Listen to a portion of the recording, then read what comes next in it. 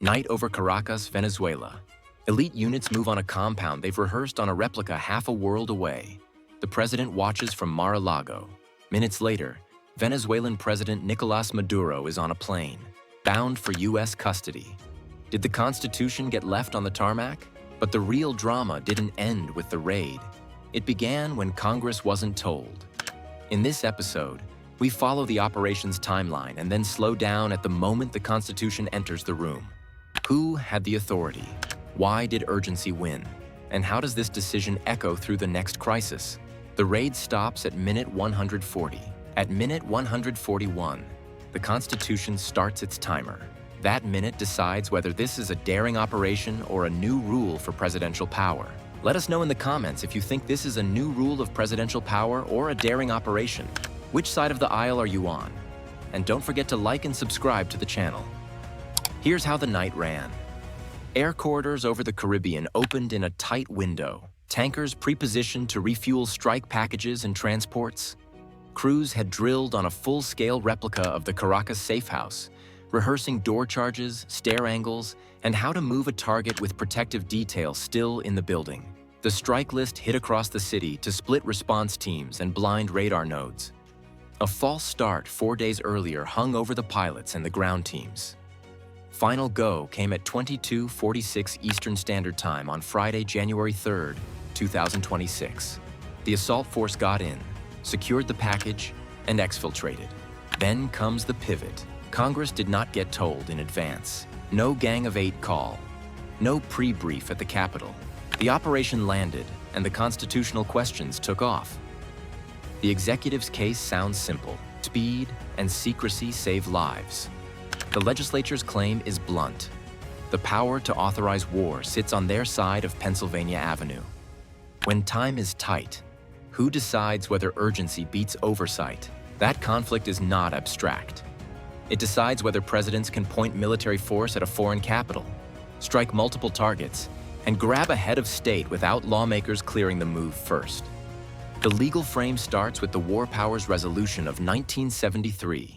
It tells the president to consult Congress before introducing forces into hostilities and to report within 48 hours. Past authorizations for use of military force, AUMF, have been used to cover strikes against non-state actors and certain regimes linked to terrorism. The line that matters here is the threshold between limited, short-duration hostilities and broader use of force that looks like war. Does a 140-minute raid with supporting strikes count as introducing forces into hostilities? And if it does, what level of consultation was required on the front end? Recent practice offers guidance. In 2011, the Libya air campaign relied on the claim of limited hostilities and included congressional briefings. In 2020, the strike that killed Qasem Soleimani sparked debate over authorization and imminence, and the administration briefed after the action. Courts often ducked the merits, citing political questions, while Congress argued over scope and reporting. Those episodes show a pattern: tight executive readings of authority, followed by partial oversight that arrives late. Reports say congressional leaders were briefed after the fact. Senior Democrats labeled it a constitutional crisis. Secretary of State Marco Rubio pushed back, saying that briefing beforehand would risk leaks and lives. The president added, "Congress has a tendency to leak. This would not be good." That exchange frames the trade. Operational silence on the front end buys surprise. It also strips the legislature of its say before the trigger gets pulled. Scale raises the stakes. Over 150 aircraft supported the mission. There were multi-target strikes designed to suppress defenses and clog response routes. The larger and more complex the operation, the harder it is to call it a narrow, limited action. At some point, mass tips into a use of force that, in spirit if not text, asks for prior authorization. Inside the executive branch, DOJ and the Office of Legal Counsel have built memos that stretch self-defense and imminence. The Soleimani rationale leaned on alleged imminent threats. Here, the target faced criminal charges tied to drugs and weapons. That is a different hook. An extraterritorial apprehension for prosecution, backed by large-scale military support, tests whether past self-defense logic can carry a law enforcement objective across a border. So what precedent sits on the table? If this counts as lawful without Congress, a future president gets a template.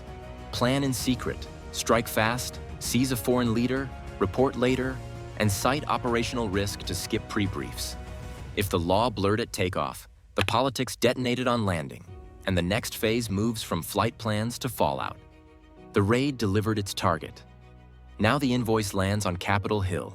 Winning fast looks clean on a map.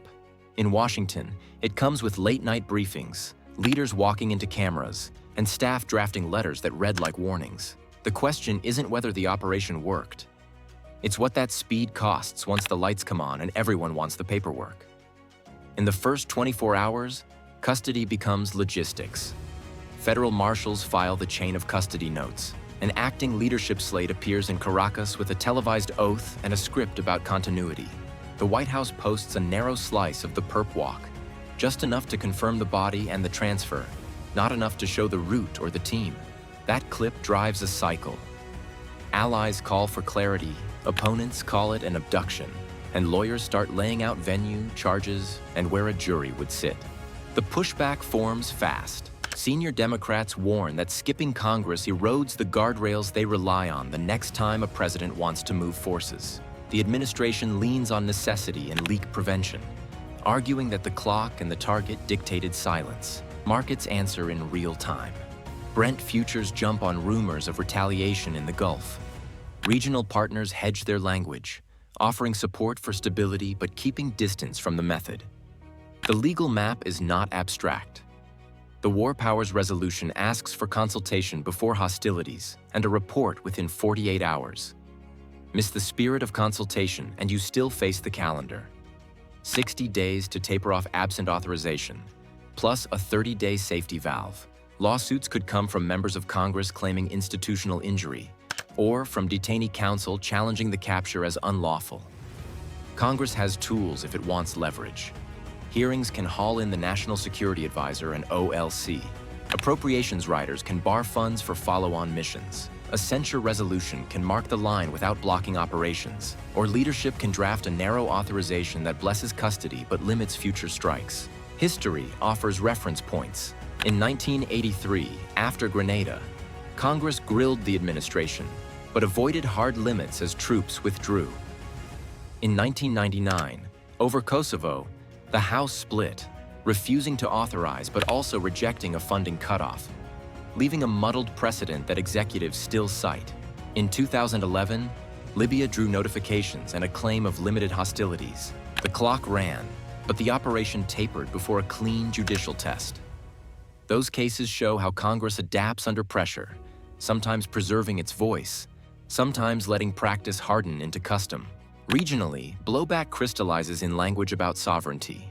Brazil's president warns that precedent matters beyond one leader, pressing the idea that today's target sets tomorrow's norm. Beijing calls for release and negotiation, framing the capture as coercion. When oversight is skipped, adversaries find a clean line to argue illegitimacy. That narrative then hangs over every court filing and every diplomatic meeting. Back home, governance questions follow the chain link. MDC Brooklyn takes custody. The U.S. Attorney in Manhattan signals venue and outlines a theory that connects criminal counts to national security harms. Prosecutors craft a narrative about jurisdiction and long-arm statutes, while the State Department weighs extradition requests from third countries fishing for bargaining chips. Court schedules now intersect with sanctions reviews and back-channel talks.